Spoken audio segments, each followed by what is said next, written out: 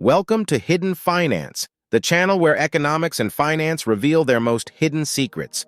Support the channel by subscribing and liking without missing any new mysteries revealed. South Korea is one of the most fascinating examples of economic development in the modern world. In less than 60 years, this once predominantly agricultural nation with few natural resources has transformed into one of the world's leading economic powers. Despite the lack of raw materials and a challenging geopolitical position, South Korea now competes with the largest economies globally, including the famed Silicon Valley.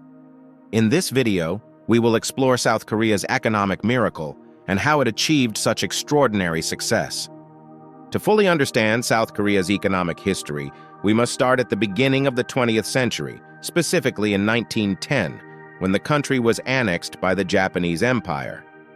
For the next 35 years, Korea was exploited as a colony, mainly used for iron extraction and agricultural production, especially rice.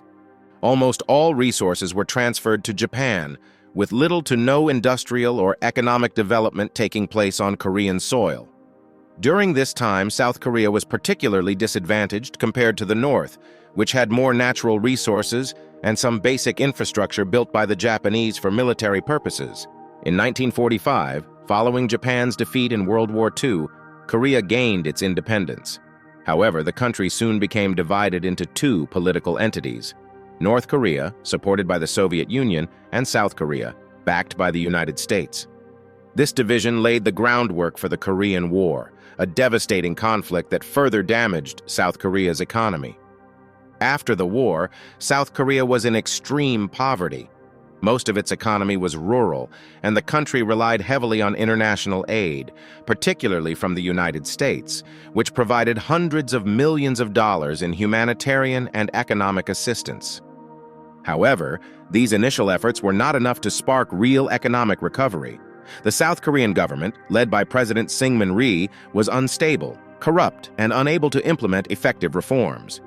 In 1961, a coup led by General Park Chung-hee took place, with the aim of modernizing the country. Although Park ruled with a firm and often repressive hand, it was during his regime that South Korea began laying the foundation for its economic miracle. One of Park's first moves was the creation of an economic planning board, led by civilian experts rather than military personnel. This board drafted an ambitious 5-year economic development plan aimed at industrializing the country and reducing its dependence on foreign aid. One of Park's key strategies was investing in human capital. Since South Korea lacked significant natural resources, Park decided to focus on education and training for South Korean citizens. Massive government investments were made in education, from primary schools to universities, preparing a new generation of highly skilled South Koreans ready to work in the burgeoning industries. Another key sector in the development plan was the textile industry, one of the few already existing in South Korea at the time. Park adopted a protectionist policy to shield local textile companies from international competition, allowing them to grow and expand.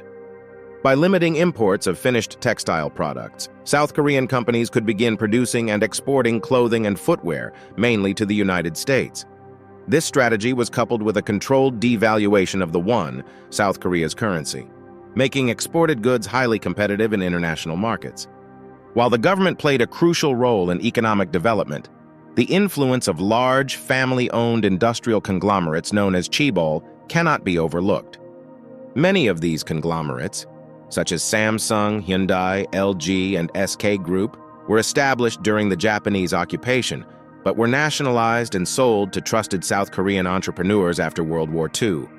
The chaebol became a fundamental element of South Korea's economic model. Park's government provided them with tax breaks, low-interest loans, and other incentives in exchange for their active participation in the country's industrial development. The textile sector was just the beginning. In subsequent years, South Korea rapidly expanded into more advanced sectors such as electronics, chemicals, shipbuilding, and automotive. During the 1960s and 1970s, South Korea experienced unprecedented economic growth, averaging 8.4% annually. This extraordinary progress was dubbed the Miracle on the Han River, referencing the river that flows through the capital, Seoul. Accelerated industrialization, combined with forward-thinking economic policies, transformed the country from an agricultural economy into one of the world's leading industrial hubs. At the same time, North Korea, which initially seemed better positioned due to Soviet support and heavy industry development, began to stagnate. Political isolation and reliance on Soviet and Chinese subsidies weakened the North Korean economy, which failed to keep pace with the dynamic South. By the late 1970s, despite its economic successes, the authoritarian regime of Park Chung-hee faced growing opposition. In 1979, Park was assassinated, marking the end of his era. The 1980s were a transitional period for South Korea, characterized by gradual democratization and the growing influence of labor unions. Although the country experienced a brief recession at the beginning of the decade, its economy quickly rebounded thanks to continued export growth and financial market liberalization. South Korea's economic success was not without challenges. In 1997, the country was hit hard by the Asian financial crisis, leading to a sharp devaluation of the won and a flight of foreign capital. Some chaebol, like Daewoo, could not manage their debts and collapsed. The South Korean government was forced to request a massive emergency loan from the International Monetary Fund, IMF, which imposed structural reforms to restructure the financial sector and limit the excessive indebtedness of conglomerates. Despite the setbacks, South Korea quickly recovered from the crisis. In the 2000s, the country saw the emergence of a new cultural phenomenon known as the Korean Wave, or Hallyu.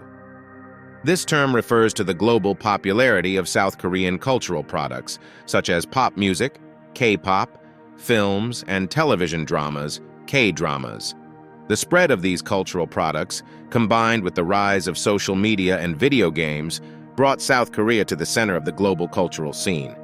Artists like BTS and films like Parasite achieved global success, while Korean cuisine and cultural tourism became mass phenomena. South Korean cultural exports have generated billions of dollars, adding a new dimension to the country's economic success. South Korea's story is a testament to a nation's ability to radically transform itself within a few decades, from an impoverished agricultural economy to an industrial and cultural powerhouse. South Korea represents one of the clearest examples of how forward-looking economic policies, investments in education, and close collaboration between the public and private sectors can lead to sustainable and extraordinary economic growth. If you enjoyed the video, leave a like and subscribe so you don't miss the next mysteries of the economic world. But what's your opinion? Share it in the comments.